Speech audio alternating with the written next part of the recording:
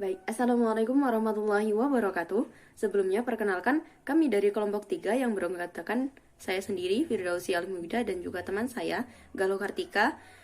Video ini kami buat untuk memenuhi salah satu tugas mata kuliah, yakni Manajemen Pemasaran Pendidikan yang diampu oleh Bapak Roni Harsoyo, MPD. Pada kesempatan kali ini, kelompok kami berkesempatan untuk membawakan salah satu tema, yakni objek dan ruang lingkup pemasaran pendidikan. Lembaga pendidikan adalah suatu organisasi yang menghasilkan jasa pendidikan yang dibeli oleh para konsumen. Konsumen utamanya yakni peserta didik, kemudian wali murid, dan pihak-pihak lain yang terkait. Dengan kata lain, konsumen merupakan objek pemasaran pendidikan. Apa itu objek pemasaran pendidikan? Objek pemasaran pendidikan ialah hal yang menjadi sasaran dari pemasaran pendidikan yang dapat berupa orang maupun suatu organisasi tertentu. Di dalam makalah ini terdapat 4 objek pemasaran pendidikan. Yang pertama yakni peserta didik, kemudian staf, kemudian orang tua dan masyarakat, dan yang terakhir adalah pemerintah. Yang pertama adalah peserta didik.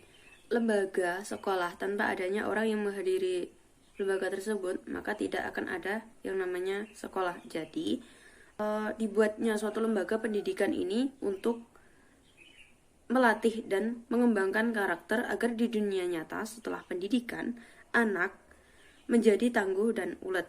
Jadi, objek pemasaran pendidikan yang pertama ini adalah peserta didik, di mana ia akan membeli produk pendidikan dari suatu instansi pendidikan.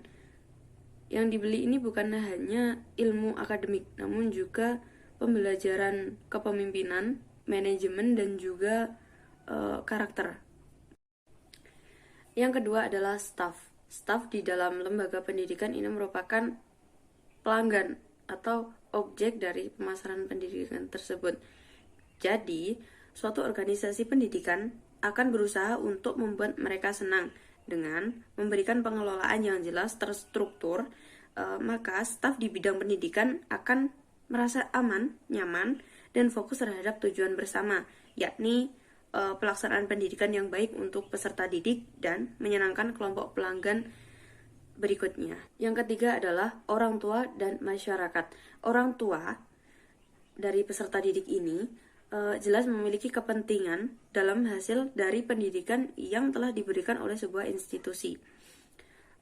Jadi, orang tua ini memiliki keinginan lebih agar institusi pendidikan ini mengupayakan yang terbaik untuk anak-anaknya. Begitupun dengan masyarakat, meskipun masyarakat ini tidak memiliki kepentingan yang spesifik di dalam sekolah, akan tetapi kepentingan untuk ikut memanfaatkan hasil pendidikan ini sangat mereka tunggu-tunggu begitu hasilnya. Terakhir adalah pemerintah. Pemerintah adalah objek dari pemasaran pendidikan atau pelanggan yang mana ia telah memiliki tanggung jawab menyediakan produk pendidikan dalam rangka mencerdaskan kehidupan bangsa. Setiap orang di institusi pendidikan memiliki peran dan pengalamannya masing-masing yang dapat membantu lembaga pendidikan untuk menyeimbangkan kebutuhan pelanggan mereka dengan cara dan gaya masing-masing, di mana peserta didik tetap menjadi fokus perhatian sebelum memuaskan pelanggan atau objek pemasaran pendidikan yang lainnya. Begitu. Untuk selanjutnya akan dilanjutkan oleh teman saya, Galuh Kartika. Bab yang selanjutnya adalah ruang lingkup. Ruang lingkup pemasaran pendidikan. Ruang lingkup pemasaran pendidikan memiliki 7 elemen pokok, yaitu yang pertama, produk. Produk merupakan segala sesuatu yang dapat ditawarkan kepada customer yang bertujuan untuk memenuhi kebutuhan dan keinginannya dalam bidang pendidikan. Pengembangan produk dapat dilakukan setelah menganalisis kebutuhan dan keinginan pasarnya. Jika masalah ini telah diselesaikan, maka keputusan-keputusan tentang harga, distribusi, dan promosi dapat diambil. Yang kedua adalah price. Price merupakan elemen yang berjalan sejajar dengan mutu produk. Apabila produk mutu baik, maka calon siswa berani membayar lebih tinggi sepanjang dirasa dalam batas kejangkauan pelanggan pendidikan. Yang selanjutnya adalah place. Place adalah letak sekolah atau letak lokasi sekolah mempunyai peranan yang sangat penting karena lingkungan di mana jasa disampaikan merupakan bagian dari nilai dan manfaat jasa yang dipersepsikan cukup berperan sebagai bahan pertimbangan dalam menentukan pilihan. Yang selanjutnya adalah promotion.